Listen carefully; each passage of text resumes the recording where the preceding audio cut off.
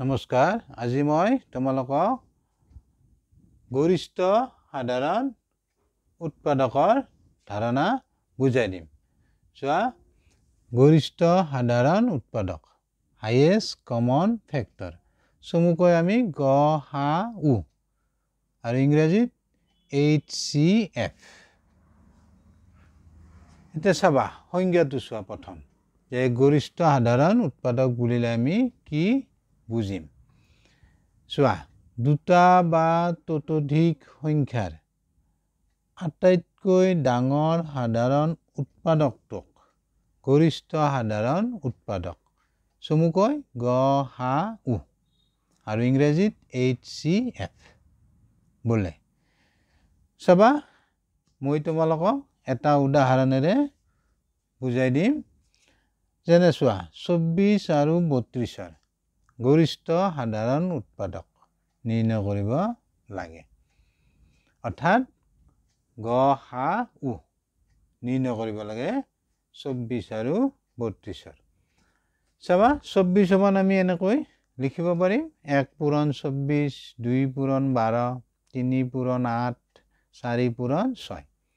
এতেকে 24ৰ উৎপাদকসমূহ পাম কেনেকৈ চোৱা 1, 2, 3, 4, 6, 8, 12, 24 এইকেইটা হ'ব 24ৰ উৎপাদক।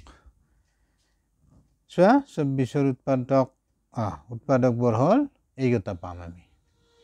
নেক্সট তুমি 32ক লিখিব পাৰিবা 32 সমান 1 পূৰণ 32, 2 পূৰণ 16, 4 পূৰণ 8। এতেকে আমি 32ৰ উৎপাদকসমূহ পাম 1, 2, 4, 8, 16, 32।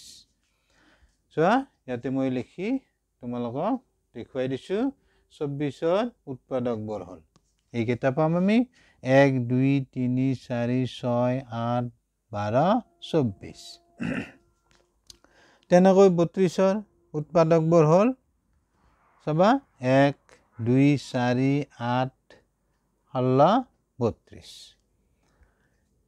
এতিয়া আমি চাম 24 আৰু 32ৰ সাধাৰণ উৎপাদকবোৰ। তোমালোকক মই ইয়াৰ আগৰ ভিডিঅ'ত বুজাই দিছোঁ সাধাৰণ উৎপাদক কাক বোলে বা সাধাৰণ উৎপাদকৰ ধাৰণা মই বুজাই দিছোঁ। দুটা বা ততোধিক সংখ্যাৰ উমৈহতীয়া উৎপাদকবোৰক আমি সাধাৰণ উৎপাদক বুলি কম। অৰ্থাৎ যিটো সংখ্যাৰে 24ক হৰণ যাব 32ক হৰণ যাব। চোৱা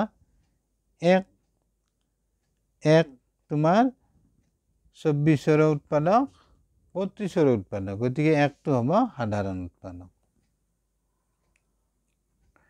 তেনেকৈ 2টো চোৱা সাধাৰণ উৎপাদক হ'ব 2ৰে 24ক হৰণ যাব 2ৰে 32ক হৰণ যাব গতিকে 2টো হ'ব সাধাৰণ উৎপাদক। তেনেকৈ তুমি 4 দুটা বা ততোধিক সংখ্যাৰ উমৈহতীয়া উৎপাদক বোৰক আমি সাধাৰণ উৎপাদক বুলি ক'ম। এতিয়া চোৱা 4ৰে তুমি 24ক হৰণ কৰিব পাৰিবা সম্পূৰ্ণ হৰণ যাব আৰু 4ৰে 32ক হৰণ যাব সম্পূৰ্ণ। তেনেকৈ 8 সাধাৰণ উৎপাদক। এতিয়া চোৱা 24 আমি পালোঁ 24 আৰু 32ৰ সাধাৰণ উৎপাদকবোৰ হ'ল 1, 2, 4, 8। এই চোৱা 1, 2, 4, 8। এতিয়া তুমি চাবা এই 24 আৰু 32ৰ সাধাৰণ উৎপাদকবোৰৰ ভিতৰত 8 আটাইতকৈ ডাঙৰ। গতিকে গ সা গু কি হ'ব 24 আৰু 32ৰ গ সা গু কি হ'ব 8। পালা বুজি? এই সাধাৰণ উৎপাদকবোৰৰ ভিতৰত যিটো আটাইতকৈ ডাঙৰ সেইটোৱে হ'ব 24 আৰু 32ৰ গ সা গু।